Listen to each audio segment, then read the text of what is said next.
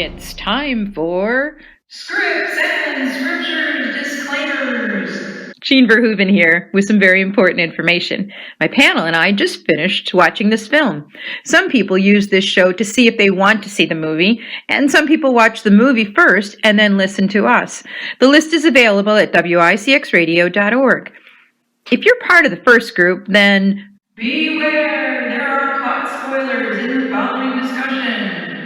We also have to tell you, while we think they are smart, witty, insightful, and profound, our opinions are solely ours and do not reflect the management, staff, or board of WICX or affiliated radio groups, or maybe even you. However, our panel is very proud of the results. We are not theologians or apologists, but we are movie fans and hope you are too. Enjoy. Ready? Lights, camera, action! Take one. That clapboard tells us it's time for Scripts and Scriptures. I'm Jean Verhoeven.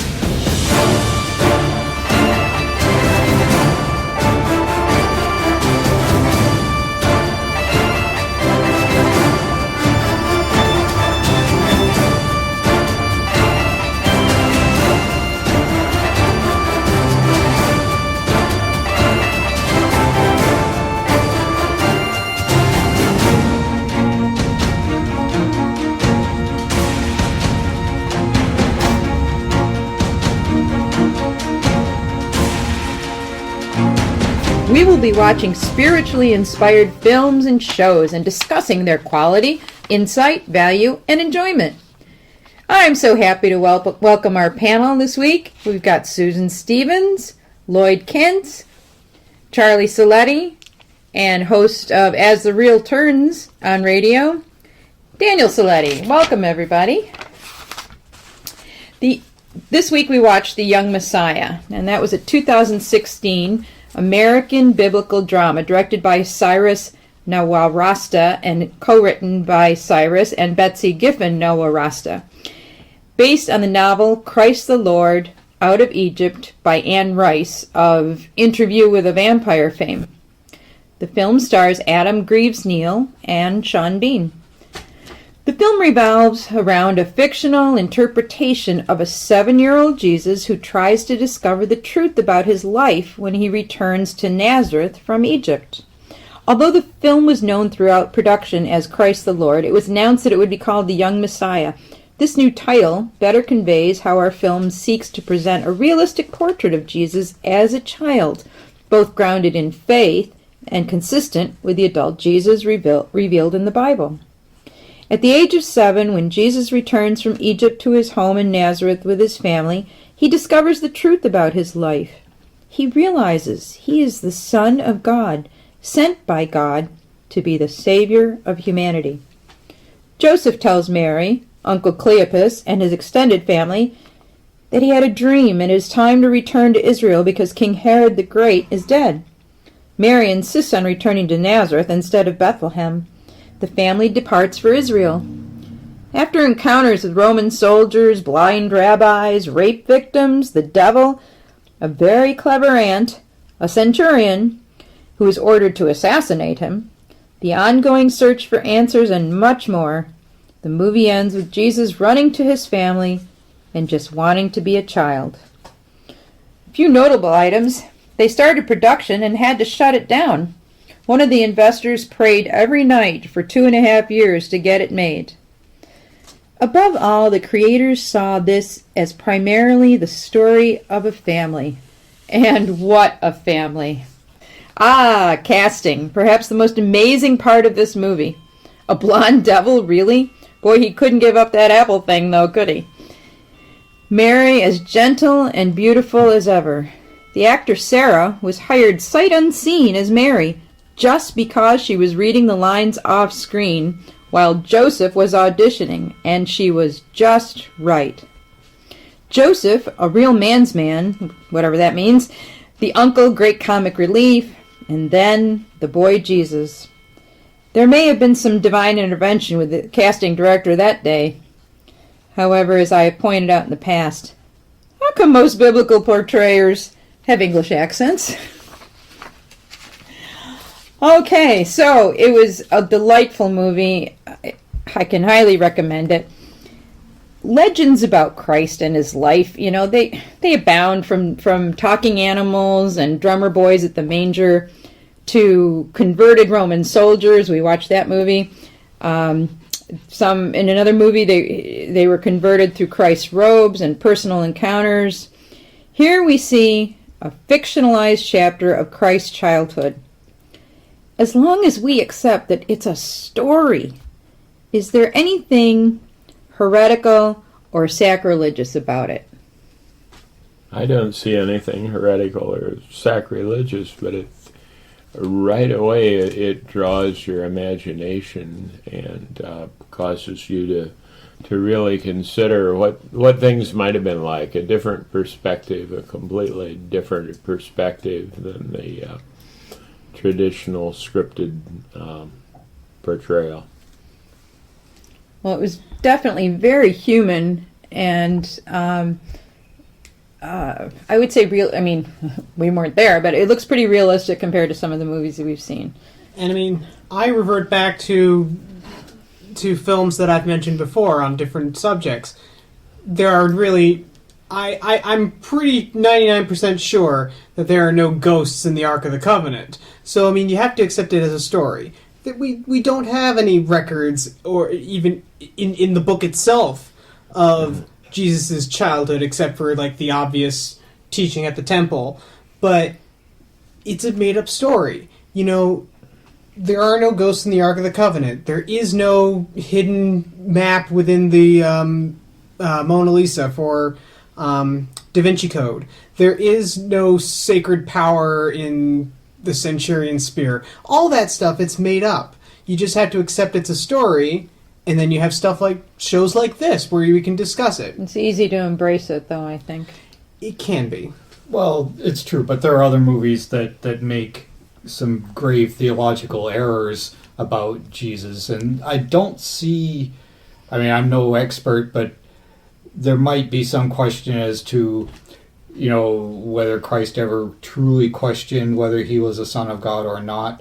I don't know the official answers on those, but it seems like they don't really even go there too much. He seems to know, but know in a way that a child would know, and so doesn't have the full picture because he's just not ready to understand it yet. Right, we're going to discuss that more later on. And one of the greatest in the sense of well-known, greatest fictionalized fake Jesus story films out there, Last Temptation of Christ. Oh, that's a nasty one. That does have some theological errors. And that is entirely theological errors. We're not going to probably watch that one. We're not going to watch it, but just it's in like the same vein of what you were saying. That one might be a little bit heretical. This is a coming-of-age story in a sense, but I just love how the other children know about Christ's powers and are sworn not to discuss it with him. They treat it both with wonder, but as a kid, like matter-of-fact acceptance. Why did the kids, his fellow kids, accept it so easily? It's a common thing, you put Christ with children. It's a match made in heaven.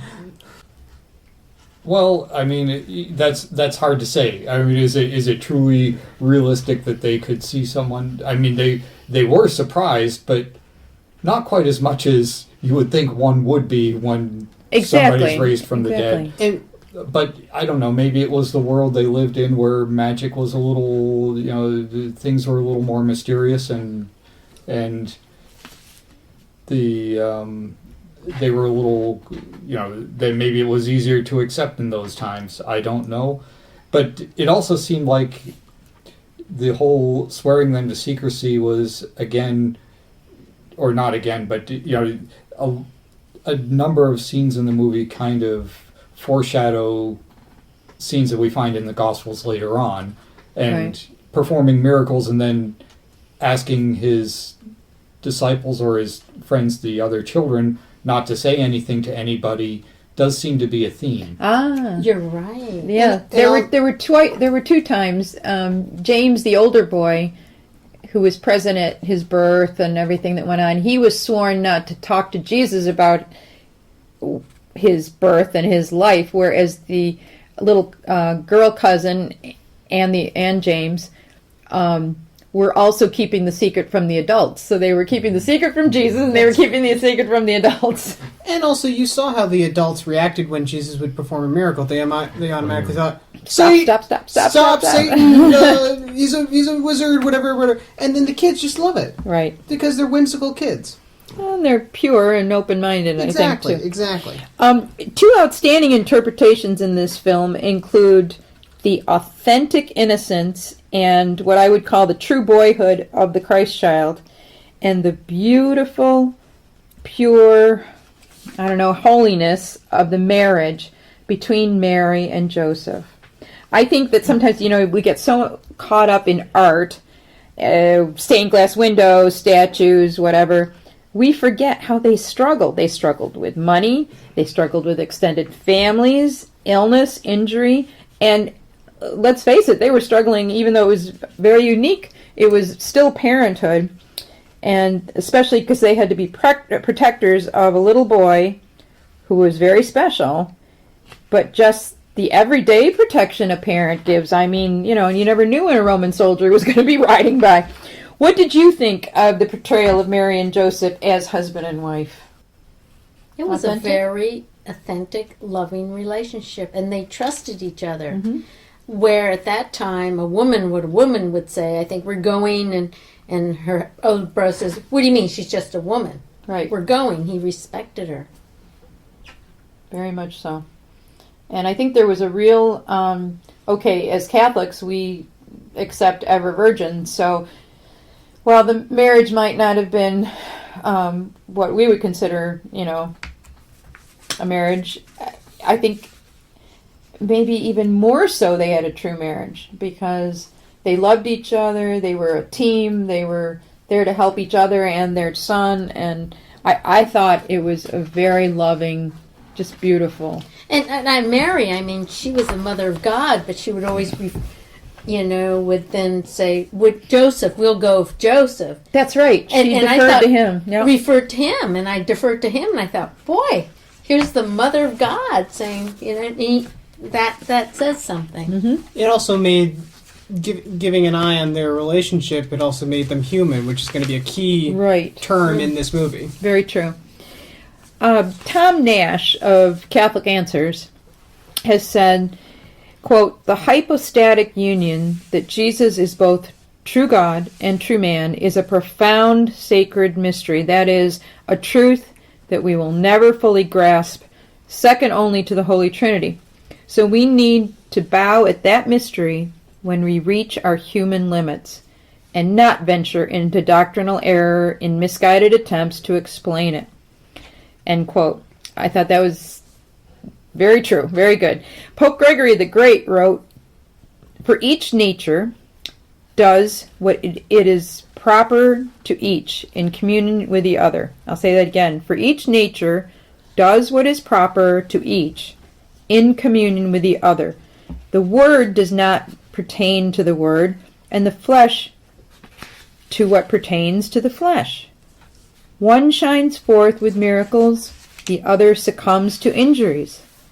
And just as the Word does not depart from equality with the Father's glory, just so the flesh does not abandon the nature of our race.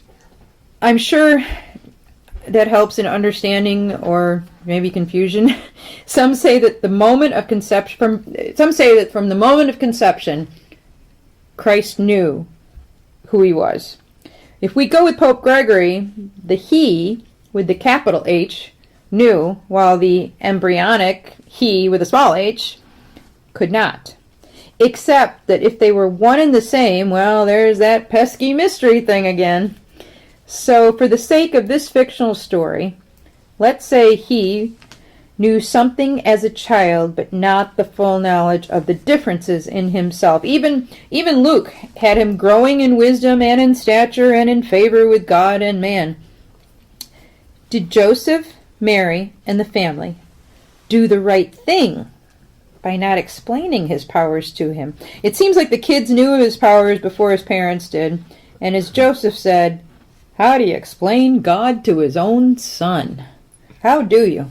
How do you even explain God to anything? Well, that's it's true, really too. You can go in circles real quick. So it's a challenge, and that's certainly a reasonable approach when we're talking about a child learning and what children learn by the time they're 7 years old. It's different than Right. complete understanding. I like the quote about the different natures and how it's just like that Holy Trinity thing.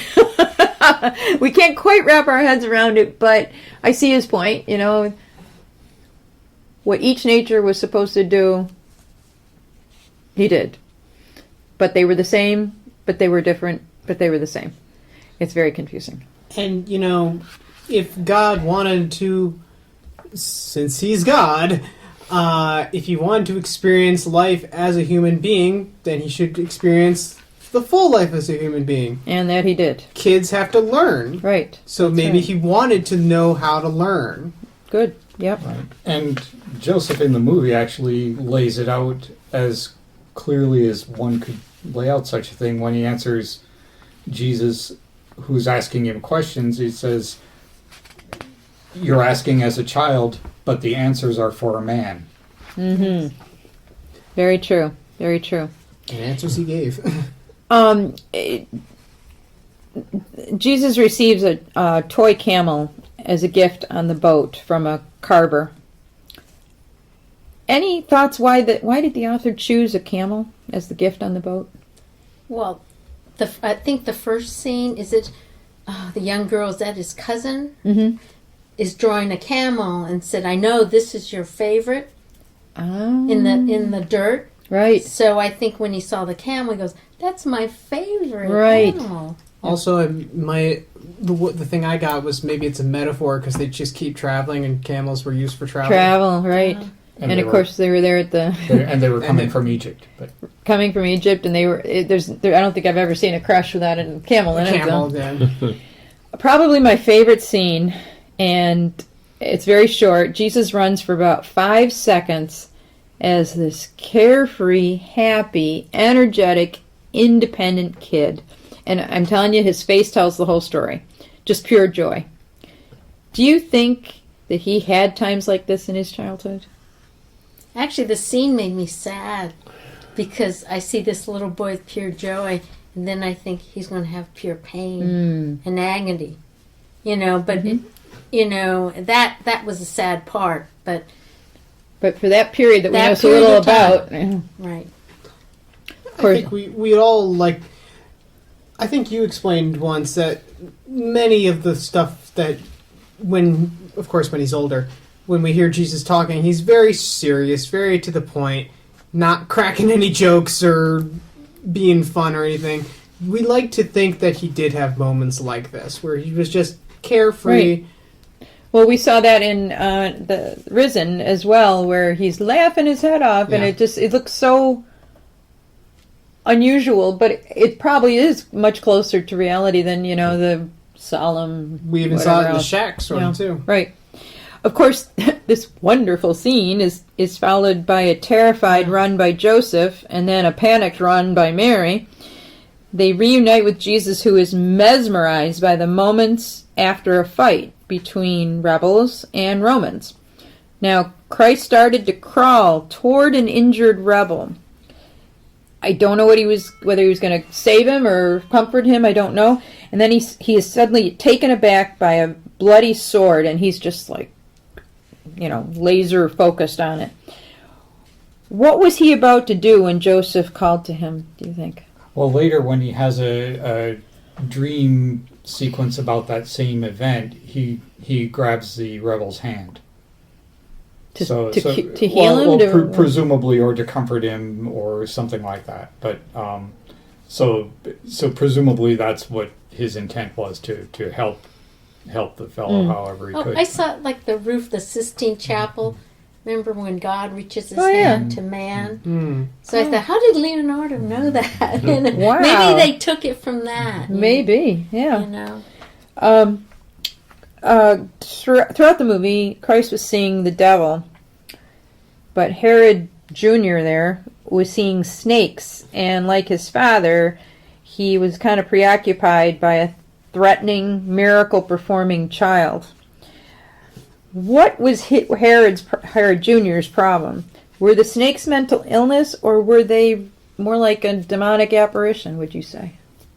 I would say the latter, and especially in this movie where The guy was kind of loony, everything though. surrounding the devil character is full of symbolism. He's holding the apple, and when he tosses it to trick the first child, and the serpents with tormenting Herod. So I think that's all Herod symbolism. Jr. Yeah, Herod. Well, yeah. It kind of Herod means Lesser. it's like eating the apple and Yeah. the serpent Yeah. type of thing. Yeah, so it seems to all be symbolism around the Satan character. Okay.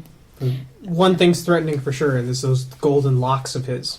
That's the most threatening part of all. You know, footnote here that the actor showed up looking like that with the blonde hair, and and so they said, "Oh, this is great. This is totally different," and they had him keep it. Oh.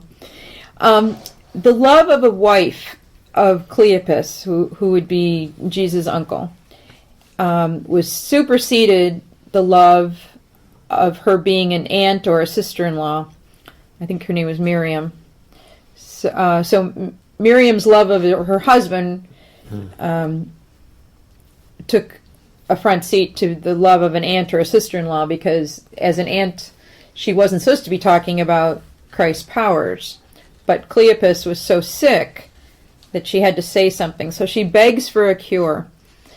Why didn't Jesus do it? He cured non-family people. Why didn't he cure his uncle at that point? Because I think his family was so concerned with him that they didn't want him to do anything else at the time.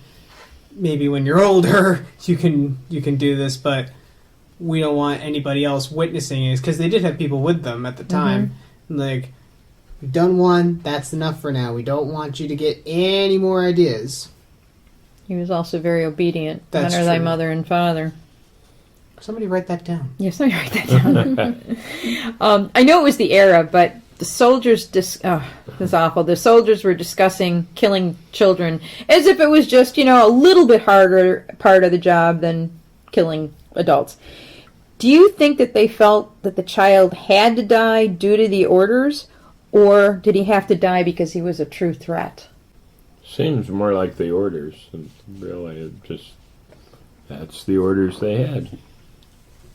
Yeah, the soldiers didn't really believe in any of the stuff that the Jews believed in. They considered it all nonsense, and the only thing that was important to them was keeping their pay coming and not finding themselves on the wrong end of a spear point. Yeah, but What did they say? The true powers in Roman steel or something? yes, That that's was right. their belief. That's right. That's right. I don't know how you do it to the kids, though, but anyway, like so many of our movies, there's that water thing again. This time it was the actual River Jordan. Now, when Jesus does cure his uncle, he says in prayer, is he asking too much? Is he asking the Father in heaven too much to cure the uncle? Why did he pray that way? Seems like just if it be thy will or something that we normally have in our prayers. Also, he's an innocent kid. He wants to ask permission first. He feels like I'm just a kid. I want to make sure it's okay with you, my father, before anything happens. So, are you okay with it? Okay, great. No, son, no. And in a way, it's kind of interesting because he has this sense that also is kind of a reflection of the Jesus we know in the Gospels, in that he's not doing the curing. God is through him, but that's the reason he can ask. That's right. He might ask that, because if it were just him, he would do it. That's right. Okay, you're getting into that Trinity thing again, and I'm going to lose. But okay, now this was an interesting response by Joseph, I thought. Christ says to him, "When will I be old enough to know?" And Joseph says, "When your father decides." Okay, now, what was Joseph saying? He didn't know. Was he talking about his father Joseph or his father God? Father God. Or both? Yeah, he didn't He's know. basically saying, "Don't look at me, kid. He could have said, "Go ask your mother," but he didn't. Go ask your mother. She's more in touch." I thought it was confusing on purpose. Yeah. A little double entendre there or whatever. Maybe that's not the right term, but okay. So, then that awful scene. They're walking down the road and they're heading into town, and it was the road of the crucified, and it was terrorizing and it was foreshadowing. In another one of our films that we watched, we learned about the horrific biology of crucifixion. Joseph kept saying, eyes down, don't look. What do you think was going through the young Jesus' mind, or more specifically, this young Jesus' mind? This fictional young Jesus. That's what I have to look forward to. Well, he says at the end, he knew he was going to die, but he didn't know how. So, Well, he didn't say that at the end. He said only that he knew he was going to die. he was going to die. Yeah. Now they in the movie they did not really give an impression that he saw himself No, there, but yeah, it's sort of shock and wonder and pity all at the same time. In this version of Jesus, it's hard to tell what he's Horror. thinking exactly. Yeah. Right. Well, I didn't see that so much. The wonderful matriarch of the family, upon their return to Nazareth, saves the day. And wow, what a diplomat she was. What did she say? What was she saying when she said to the soldier, who it looked like the soldiers were finally going to let them go? She looks up at him and she says, "It's a hard thing you have to do." What did she mean by that, and why did she say it to her enemy? Go ahead. She was just empathizing with the soldiers to, I think, make them really want to not bother them anymore and just go the other direction. So. That's pretty much what I was going to say. I think she realizes that their job is not fun, and they realize that she realizes their job isn't fun. So even though That's why they let her go? they have to hate each other, Right. they agree on something, and they know that, okay, we have to not like each other, but maybe we can smirk at each other right now. Not Okay. smile, but Right. smirk. Okay. Getting back to that, the guy in the boat that carves the camel. Why did Herod crucify him? He was not only the carver, but he was also the informant. Why did Herod have him crucified? I mean, the image that you get from Herod, especially when he announces gleefully that he had him crucified, was that he's just insanely cruel. Yeah. Insane being Or the... he didn't want to let it be known that one of the babies survived out of Bethlehem. Oh, that's certainly a possibility. I think he also mentioned that he had come for Blood Bunny, and maybe Herod was saying, "Well, sorry, no, you're not getting any," and in fact, off with your head, So or Herod off to promises the... him a financial reward and then crucifies him instead. That's That's No, when I you get a lot of that's informers pretty- coming yeah. out. Yeah. You're going to burn your stooges pretty quick that way. But that's why I think Herod's a little I didn't know nuts. don't know if Herod actually promised him anything. He went there looking for it, Or maybe and that then was Herod it. went, "No, not going to do that." Yeah, no. In Jesus' fever, Satan says, The cause is lost and chaos rules. Gee, sounds familiar today. They had riots, they had prejudice, they had politics, poverty, and more. I think it's possible that the evil one still stands behind the average Joe, whispering things to say and sending us accusations. On October 13th, 1884, Pope Leo the 13th, just after celebrating Mass, turned pale and collapsed right there, as though he was dead. He then recounted having a vision of Satan approaching the throne of God and boasting that he could destroy the church. The Lord reminded him that his church was imperishable. Satan then replied, "Grant me 1 century and more power of those who will serve me, and I will destroy it." Our Lord granted him 100 years, which would have made it 1984. The Lord then revealed the events of the 20th century to Leo the 13th. And what the Pope saw was he saw wars, immorality, genocide, apostasy on a large scale. Immediately following this disturbing vision, he sat down and wrote the prayer to St. Michael. And ironically, today is the feast day. For decades, it was prayed at Mass until the 1960s. Like many of the Church's spiritual defenses, it was discontinued in the second half of the 20th century. So, have we been victims of a demonic campaign? And can we win? Or is it too late? Do we need St. Michael on the front lines? Because as far as I'm concerned, things are pretty bad right now. Well, first of all, I want to say that he probably had a load of fun with the role, this fellow who played Satan. Oh, yeah. And, I mean, let's be honest, who wouldn't want to be standing there saying, "Chaos rules"? Yeah. So I agree with him on that. Chaos does... No, okay.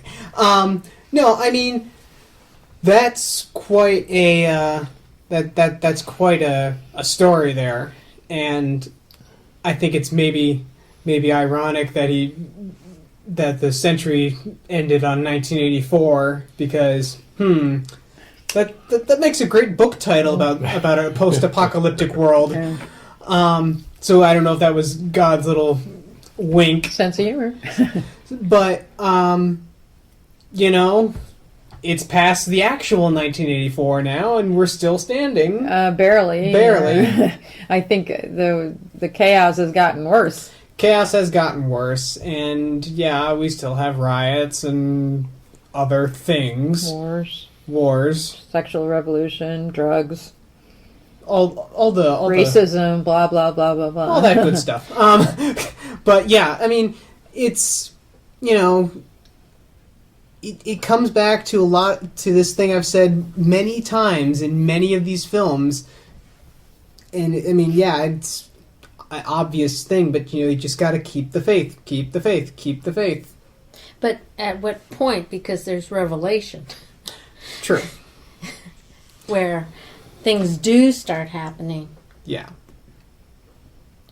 It has been brought up by some people But that end times. Yep. And I don't know. I don't think anybody really knows, but we're not supposed to know anyway. What And, wasn't there? I could be mistaken. Was it Fatima or something? They had a letter to the Pope, and only the Pope sees it. Right. And yeah, I mean, there's been rumors about that for decades. Well, I'm saying, New movie about it too. The world can't end yet. I got like 1,000 things to do first. Yeah. Okay, we talked Find about a wife, get married, go to places, all that good stuff. give grandchildren. Grandchildren. Right, there you go. We talked about the humanity of Mary and Joseph in this film and how it really brings them to life. I don't think we often picture them as sitting around, having doubts and worries and sitting there discussing them. For us, they're quiet figures on paper or in wood. They're silent and prevailing. But again, these conversations in the movie, they're fictional. But I just think that they were more than possible. I think they probably got pretty close. at one point, Mary wants to know, we see her as, she was accepting at the Annunciation and has the baby and all that. At 14. At 14. But you have to, it's not out of the realm of possibility, despite her faith, that she wants to know why her. In the movie, she says, why me? Am I strong enough? And what about his... she worries about his present enemies and his future enemies. And Joseph, as a supportive and very comforting spouse, tells her, it is they who should fear her. Has her role changed over the millennia with all of her children? Doesn't it bring to mind the image of the crushing the snake below her heel or under her heel? That's right. Yeah. Well, history has forced an image on Mary and Joseph. The statues and the right, stained glass and all that, and whatever. So I think Joseph was profound there when he said, you saved one child from that whole army, and they should be afraid of you. And I think all the bad stuff in the world, people, demons, whatever, they should be afraid of her too. Well, you ever go to Mass, and before Mass, women are praying of all ages, and I know what they're praying for. Their children. Because we all sit on the Mary side. And it's just, it's a common mother instinct to do. And right. we all say, are we strong enough? Are they going to break me? We had days like that. Yeah. Good point. Don't even think about it. Another, so this is a story of another Roman soldier who witnesses a miracle. We've had the robe, risen, maybe there were some other ones, I don't remember. The centurion, thank you, let him go, and then had the guts to lie to Herod. Now, why does this show up in all of these stories about Christ? Why is there a Roman soldier, centurion, somebody who is exposed to the truth and changes? Well, I look at it. This centurion, killed babies. He I know. killed all his life, and he crucified, and then he sees somebody of pure good, and he recognizes that. Mm-hmm. And I hope it changes his heart. And then he realized, the person I report to is really nuts. It's sort of like, I see this as, I lost my example. Sort of in a way like something like Schindler's List, sort of. Because you have this evil person, oddly enough again with Jews, who realizes the good that they're doing. They're doing nothing wrong, and yet he kind of gets converted to the opposite side and ends up working for him. And remember, Schindler himself was a Nazi, and his boss was a bit of a nutcase too. So it's kind of like that, and it's a common theme. It doesn't matter if it's a biblical movie or not. Mm-hmm. It's the enemy and the good person realizing they're on opposite sides, but saying, "Look, you don't want me, I don't want you. Let's go and forget each other." Except they don't go and forget each other. Usually the centurion ends up becoming an apostle or a disciple or something. Yeah. But I see kind of like a slight type of Schindler sort of idea. Well, the way I see it is because the majority of people, while we might be Christians watching these movies, we are not Jews. And the centurion or the soldier or whatever probably represents the common person. That too. And we all need a change of heart at some point, conscious or unconscious, I think. Okay, this part I don't know what the answer is. Why does Mary say she will only tell the story of his conception and birth once? I mean, the actual scene, wouldn't you just love to think that scene was really close to the way it happened? It's so touching and so loving. And then she also says not to use his power until his heavenly Father reveals the time. However, it seems to me there was a certain mother who may have had a hand in that timing, saying Cana. So, I guess my question is, why would she only tell the story once? And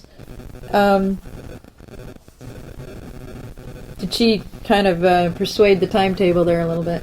Because Well, I mean, it's probably important to recognize the difference between Anne Rice's conception of what Mary is saying compared to what she might actually have said. That is important. So maybe Anne Rice simply forgot. Oops, there was that bit about the wedding, and I know I should preface every question with "in this story," but also, he's God. He should know. I'm only going to tell you this once, but you already know it because you're God. or you're going to know it. Yeah. I really hope it was similar to how it was in the movie. It was so touching. Okay, so we're talking about it being a story, again fictionalized, but in this story, do you think it was enough for the child Jesus to conclude that more knowledge was coming, but knowing for now that he was here to see, hear, feel, and experience life? Was that enough I think. at that age? Yeah, it sounds like a foundation that you build on. It's what the young Messiah would be about. As I said in the beginning, he's a kid who has to learn. So let the kid learn. Let him be a kid and experience that. I mean, we all want to go back and enjoy childhood, be carefree and all that, so let him enjoy it. I loved how childlike, or even to a degree childish, he was, because And mischievous. he was mischievous. The mother's the guy in the boat asks him how old he is, and the mother jumps in, young enough to know not to talk to strangers, and then he puts up 7 fingers, which cracked me up. Or when she was trying to cover his eyes with her mantle there, he's like pulling it out and peeking over the top, and when Mary and Joseph were talking about him and how they were going to handle something, he pops his head through the curtain. It cracks me Or up. when the crucifixion, remember, she tried to cover Yeah. his face so you wouldn't see it, and his head pops up. Popping up, yeah. There is so little that from the Lord's childhood that we know. It seemed like a good time frame to explore, and whether theologically accurate or not, it was historically correct, because it was certainly non-pristine, and it had true threats of the time, whether it was the Romans or poverty or your religion or just your health. For me, once more, a non-Catholic fictionalized story actually drove me closer to my faith, closer to my Catholicism, and really closer to the dear Lord. It's a great movie, and hopefully it will do it for you too. This is Jean Verhoeven. May the angels protect you and heaven accept you. See you next time. Here's a bonus feature from my other show, Verhoeven's Sake. Enjoy. All right. Well, so the community rosary is basically these rosaries that happen at a local assisted facility. Assisted living facilities, nursing homes. But I need to back this up and talk about sort of the true beginning of when I said to Mary, quite literally, I said, "I work for you, Mary." And it was during this time of a very heightened spiritual time. That's all I can really say. It lasted about 2 or 3 weeks. In looking back, I was pregnant with my daughter. She had been conceived, but I did not know I was pregnant. And that piece is involved with the story because at that time I was not, pro-life was not on my radar. I certainly was a practicing Catholic, but I was more in that uncomfortable position of, I don't think abortion is okay, but I don't think you should tell somebody else what to do. Kind of in that uncomfortable midway position. Whereas now I'm pretty comfortable in being an active pro-life advocate, and it is one and only Mary who brought me there. So going back to when I said, "I work for you, Mary," It was during that time of I was praying the rosary every day. I was really called to the rosary. I was spending a long time praying the rosary. It was very focused, and this particular tune came to me for the Hail Mary. Now, have you composed anything else?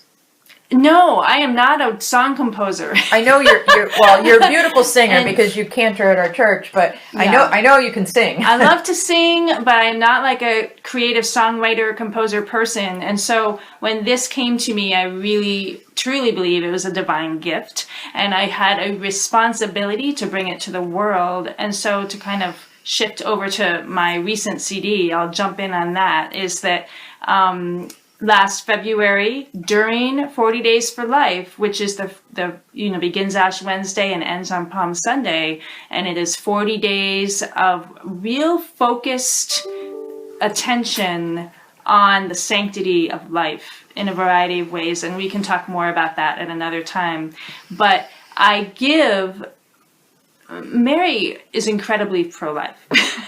In fact, Our Lady, Our Lady of Guadalupe is the patroness of the unborn. And she's pregnant in that, isn't she? Yeah, she is. And so there's a piece of this, and I will only understand this when I die and I can have it explained to me. I have a long list of those. Yes, is as far as like this time period that I had this incredible heightened spiritual sense was right at the conception of my daughter. I wasn't looking for it. Why did that happen? I think there's a gift in this tune. So during the 40 Days for Life last year, an opening happened where I could actually record at this place called the Rocking Horse Studios in Pittsfield, New Hampshire. And so over many months, I went back, and Brian and he helped me.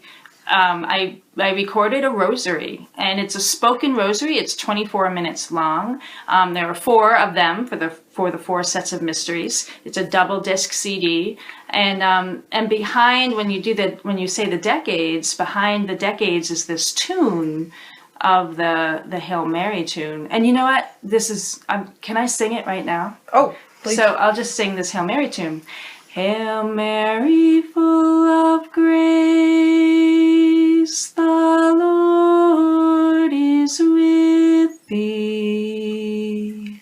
Blessed art thou among women, and blessed is the fruit of thy womb, Jesus. Holy Mary, Mother of God, pray for us sinners, now and at the hour of our death. Amen.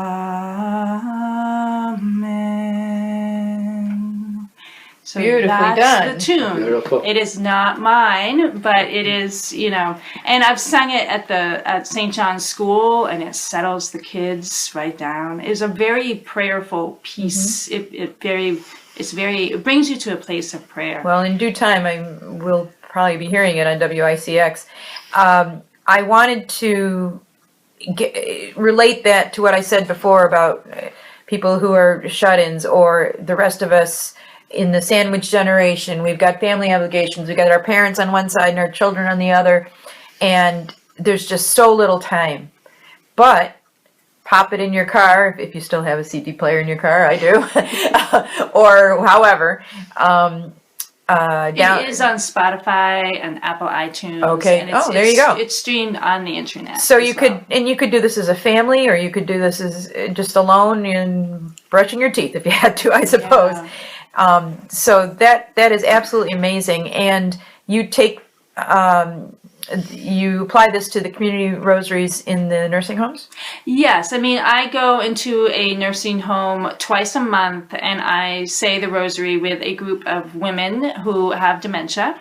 It's incredibly rewarding. It has led to me bringing the Eucharist whenever I go, because where Mary goes, she brings us to Jesus, and I've seen that in practice. And so so the community, what would be amazing is these assisted living facilities, the nursing homes.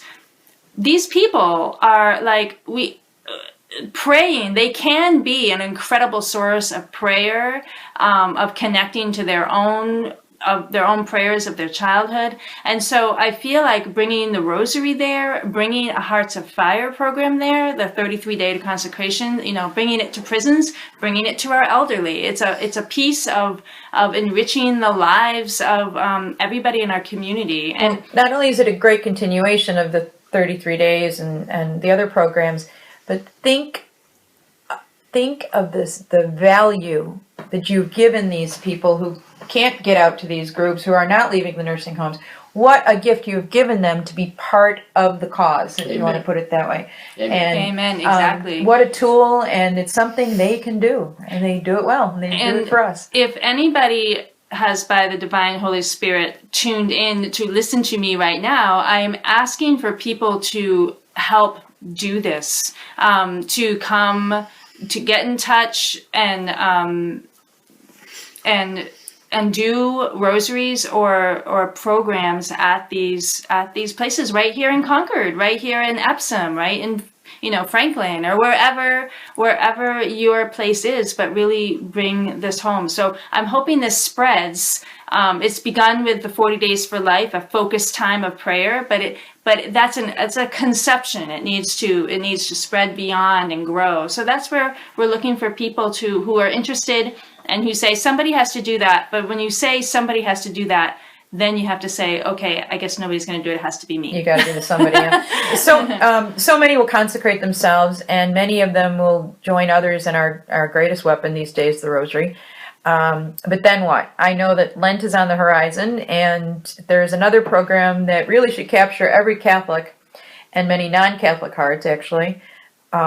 We go from 33 to 40, which is the 40 Days of Life. In January, WICX covered the Concord Right to Life, the Mass, the rally. I was actually embedded, I love to say that, I was actually embedded with the marchers, and we also interviewed and covered the keynote speaker.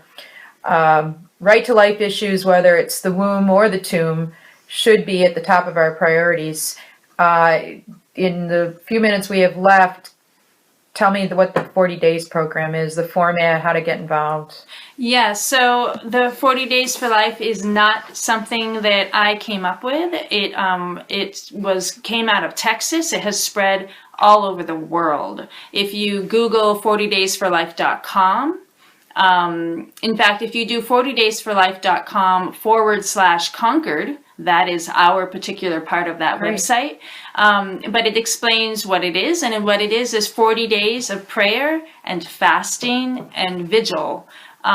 So a piece of it is the prayer vigil down on South Main Street in front of the abortion center, where this is not picketing, this is not protesting, this is not a march, this is prayer. Very well put. I want to thank our guests today, Jim Howard, Nate Chapman, with special input from Beth Gaby. Please consider joining them for the 30 Days of Glory here in Concord, or get your own do-it-yourself retreat kit. If you can't join a community rosary, you can go solo. Get your own CD, or you can join EWTN in their TV and radio broadcasts, or find dozens, if not hundreds, of devotional instructional books on the rosary. Now we're at the New Hampshire State House waiting for the rally to begin, and we've got some interesting people with interesting signs. And what is your name? My name's Catherine Prudhomme O'Brien. I'm a state rep from Derry. Good. And? I'm Bjarna O'Brien, her daughter. So our signs here say, an unplanned pregnancy made me pro-life. And next to her, by her daughter, I am that unplanned pregnancy, which I think is brilliant. What about the other side here? The other side, it says 10% of all aborted babies are LGBTQ. Let them be born that way, with a rainbow. Because if you think about when they say that 10% of people are LGBT, well, then that would mean that 10% of people that have been aborted would be LGBT, I suppose. I can think that's how it works. Yeah. Wow, so we stand up for those babies as well. Sure, there's no reason to deny someone life over that. Exactly. Yeah. Do you think if people knew that ahead of time, that would be one of those selective abortions where, they're engineering their own kids, they want blue eyes or I whatever? sure as heck hope not. You never know what you're gonna get, right? Right. I have 2 daughters, and they're both very, very different, and I love them both very, very much. The same infinite amount. So I really hope not. That's no reason to deny somebody life. Just so many other reasons are no reason to deny somebody life. I think what she's saying is that all life is precious, regardless of what your circumstances are, or who you are, or what you're like. And you were a surprise. Oh yeah, I was a huge surprise to a very young mom who thankfully raised me to be a strong person. Well, actually, I was kind of a surprise too to a very older mom. Oh yeah. Oh yeah. But not in a bad situation, just a surprise. Yeah, it's a surprise. But that's great. And have you been to these rallies before? This is our 3rd one, and this sign is. Oh, we've done more than that. This is our first rally. We've done other ones. Oh, we've done other ones. Okay, but this is the 3rd one that I recall that I've come to in January, and I know that at the abortion clinic down the street, there's a woman who has a sign that says, "You're one unplanned pregnancy away from being pro-choice," and I really wanted to respond to that this year because that's exactly the opposite of what happened to me. I had an unplanned pregnancy, and I thought that I was pro-choice, and then had to think about things so much more deeply with that unplanned pregnancy that I became pro-life. Amazing. Fantastic. That's great. Well, thank you for coming out today, and thank you for joining us.